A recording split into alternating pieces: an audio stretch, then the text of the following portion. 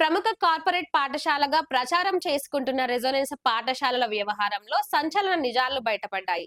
మేడ్చల్, మల్కజ్గిరి జిల్లాల్లో ఉన్న resonance schools కు విద్యాశాఖ అనుమతులు లేవని డీఈఓ అధికారికంగా ప్రకటించారు.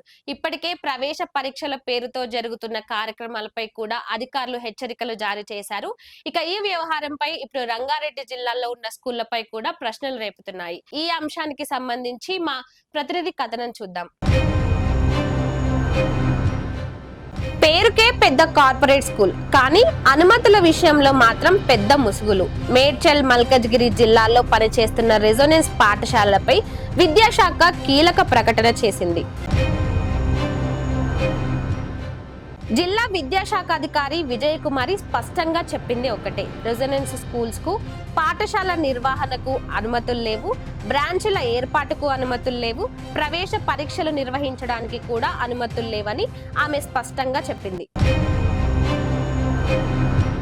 కాప్రా నుంచి కూకట్పల్లి వరకు, ఉప్పల్ నుంచి బాచుపల్లి వరకు వివిధ ప్రాంతాల్లో బ్రాంచీల పేరుతో కార్యకలాపాలు సాగుతున్నా అవన్నీ అనుమతులు లేవని అధికారులు తేల్చారు.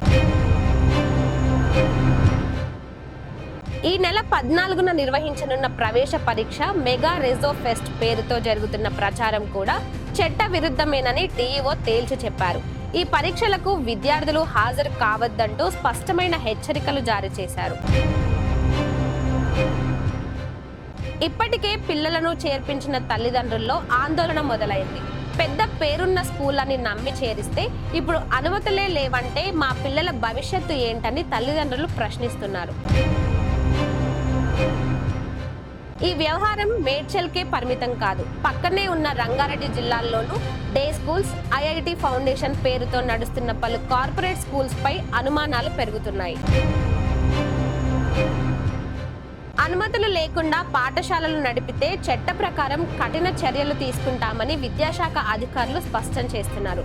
తల్లిదండ్రులు ప్రకటనలకు మోసపోవద్దని, అనుమతులు ఉన్నాయా లేదా అని తప్పకుండా పరిశీలించాలని సూచిస్తున్నారు. పేర్లు కాదు, అనుమతులే ముఖ్యమంటుంది విద్యాశాఖ.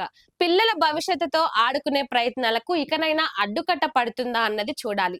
మేడ్చల్, రంగారెడ్డి జిల్లాల్లో ఉన్న అనుమతులు లేని ఉన్న స్కూళ్లపై ఇప్పటికైనా ఎలాంటి చర్యలు తీసుకుంటారనేది ఇప్పుడు అందరిలో ఆసక్తికరంగా మారింది.